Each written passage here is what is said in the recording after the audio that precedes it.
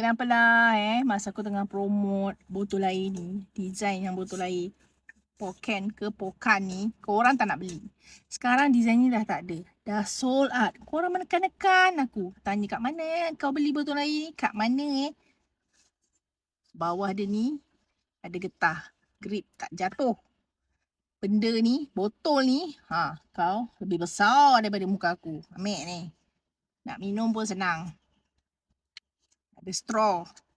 Kau nak sip pun boleh. Sip dia ketat siap bunyi minum.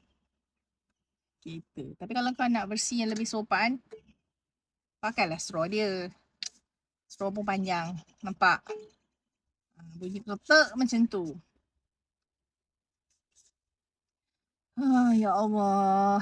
Jadi, yang ada sekarang ni design dekat dalam beg kuning tu. Sama je saiz 1.89.